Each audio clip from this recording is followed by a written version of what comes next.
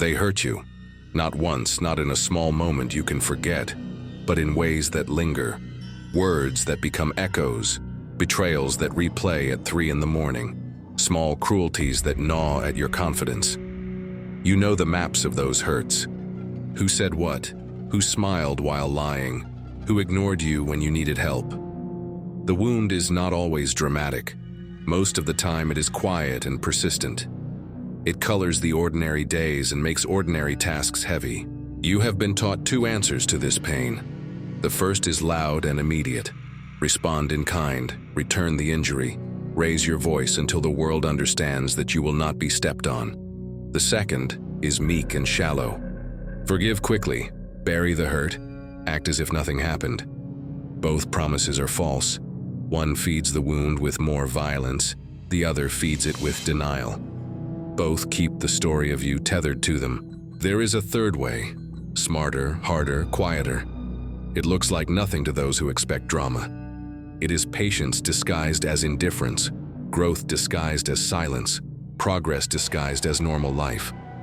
It is how you destroy those who hurt you, not by breaking them, but by becoming so impenetrable, so valuable, so far beyond their reach that their power over you evaporates.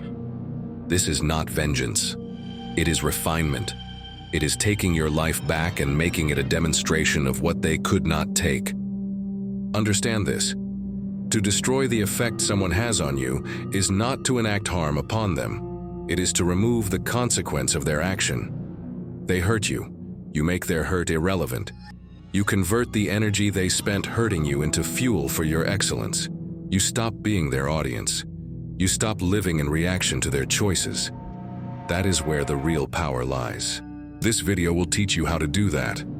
Not with tricks or manipulation, but with a disciplined strategy of silence, steady work, and internal restructuring. You will be given practical, repeatable actions, habits to adopt, mindsets to train, and a model to follow when the hurt feels like the only signal in the room. After this, their cruelty will remain only as a memory, and your life will continue, richer and more ordered than before.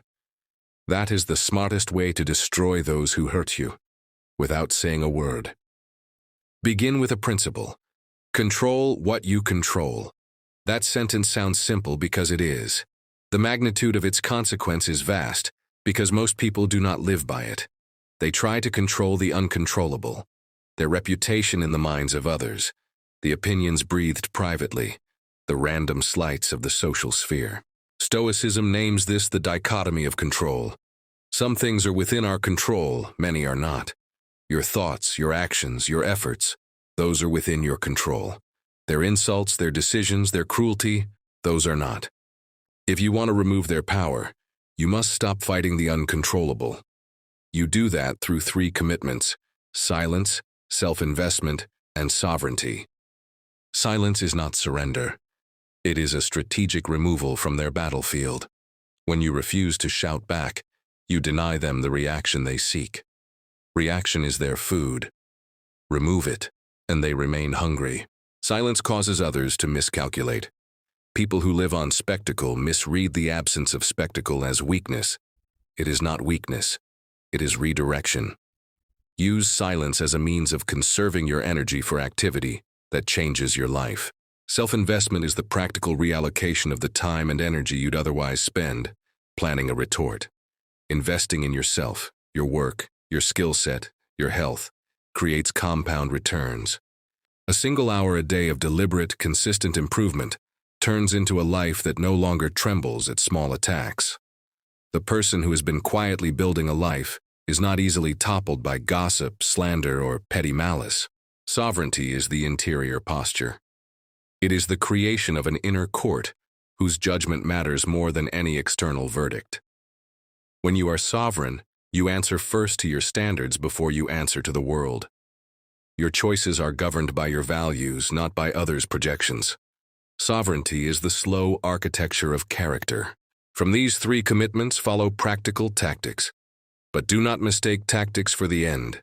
Tactics are tools in service of a character rebuilt by silence, investment, and sovereignty.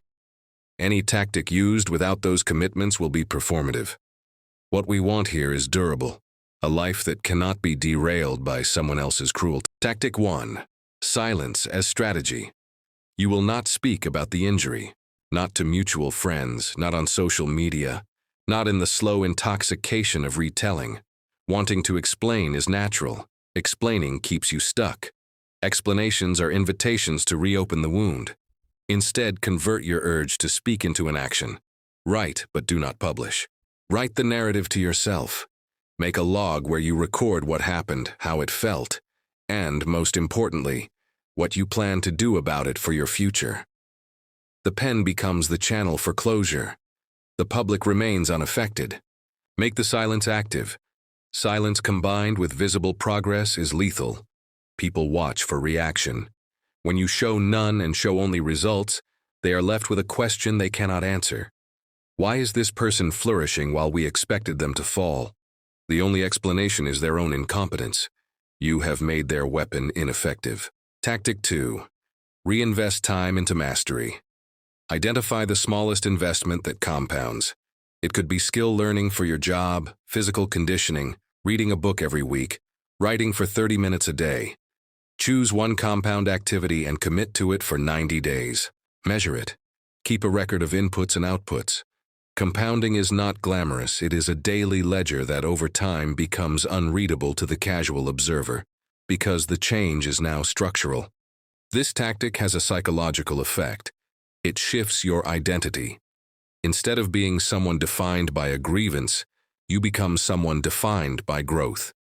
People are less interested in dragging down an identity that no longer exists. They lose the grip they had because their story about you becomes obsolete. Tactic 3. Remove their currency, your attention. Every slight attempts to purchase your attention. Withdraw. Attention is the currency of psychological power. Don't spend it on them. When they appear in your mind, treat the thought like an unwelcome guest. Acknowledge it, then return to your task. Create a ritual for returning to work. 3 deep breaths, a task list, 1 action. Stopping the sequel of the injury requires training your mind to pivot rapidly. The quicker you pivot, the less able their behavior is to hijack your day. Tactic 4. Let outcomes speak. This is simple and often misunderstood. Outcomes are not revenge, they are results. When your life improves, materially, socially, spiritually, it becomes the loudest argument you have.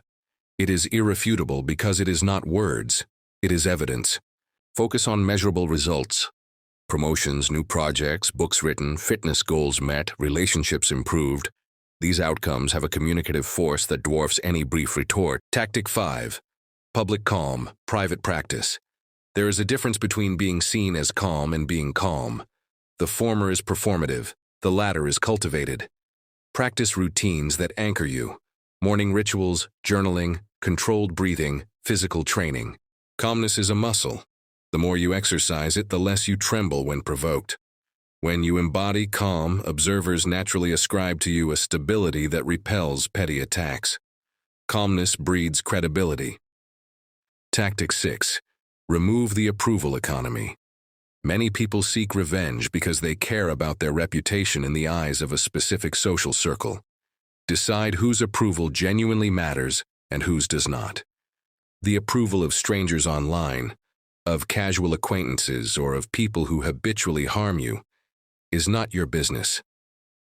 Reallocate your concern to the few whose opinions are aligned with your values and who contribute to your life rather than consume it. Tactic 7. Structured disclosure. Only when it serves you. There will be moments when silence will not be the correct tool. Strategic disclosure, in the right forum, with the right audience, remains a tactic, but use it rarely and with intention. When you disclose, do it to reclaim your truth, never to seek pity. Your disclosure should be concise, and its purpose should be to close a loop, to free your conscience, or to set a boundary. Most of the time, however, the more potent course is continued silence and consistent action. Tactic 8. Expand your circle of influence. Often those who hurt you have leverage because they occupy a social or professional space you used to belong to. Expand your influence into other spheres. build alliances, show up where it matters, and make contributions that are visible in the right networks. Network not for the sake of access alone, but to build resilience. The broader your influence, the less any single person or group can derail you. Tactic 9. Reframe the story. Turn the narrative from "I was hurt" to "I was taught." Hurt becomes instruction.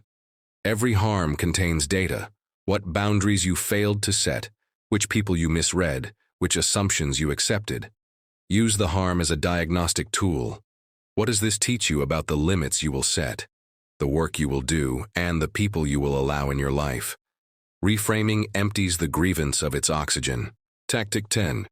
Practice gratitude without denial. Gratitude is not forgetting. It is remembering that life contains more than the wound. When you write 3 things each morning that you are grateful for, you balance the narrative in your head. Gratitude reduces the reactivity of the nervous system and gives perspective. It is not a denial of theft. It is a refusal to let theft define all of what you have. Consider the life of someone we will call Amir. Amir was a competent mid-level manager who had his efforts stolen, not once, but repeatedly, by a colleague who thrived on undermining others. After a particularly public betrayal, Amir felt exposed.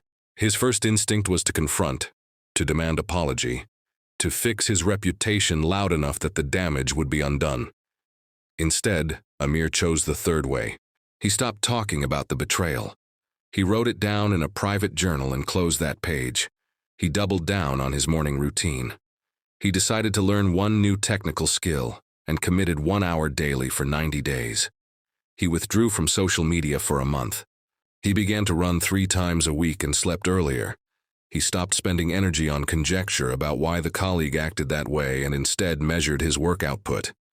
He started documenting his achievements and sending concise, factual updates to his superiors. Months passed. The colleague continued being loud, but the audience that had once watched the drama shifted its attention.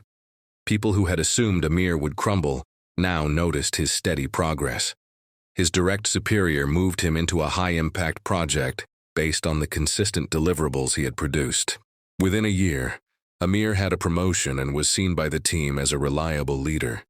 The colleague's tactics were diluted. The person who had aimed to wound him was left performing the same old theatrics to an audience that no longer cared. Amir did not shout. He did not accuse publicly. He did not become someone else. He simply removed the consequence. The hurt remained as a memory, not as a power. That is the essence of the approach we have outlined.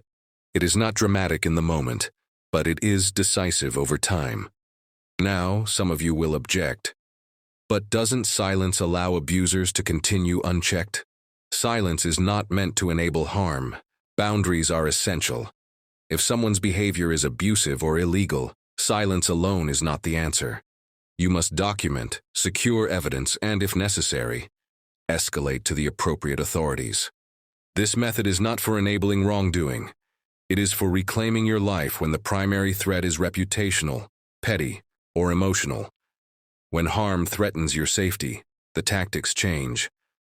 But for the common wounds of betrayal, slander, or social cruelty, the quiet path is the most devastating. The payoff of this life is twofold. The first payoff is internal. Peace. When you stop giving your life over to the currency of reaction, you reclaim calm. You stop waking at night inventing retorts. You stop reheating the pain. You sleep better. You smile more often. The second payoff is external. Progress. You become better at what matters. Your competence grows. Your network expands. Your reputation is rebuilt on results rather than rhetoric. Final rule, say less, build more. When you are tempted to lash out, say this to yourself. Silence wins when it is used to build. Then do the work. Let every action you take be a move toward a life that no longer listens for their noise. Let your life be persuasive in a way words cannot match. Practice exercise.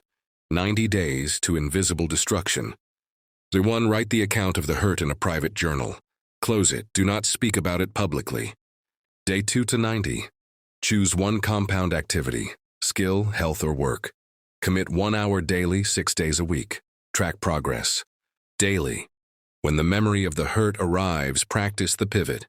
2 deep breaths, 1 sentence of self-affirmation, return to task. Weekly. Share 1 concrete progress update with someone whose opinion you value. Do not rant, report results. Monthly. Evaluate outcomes. Are you improving? Redirect efforts where necessary. When 90 days pass, look back.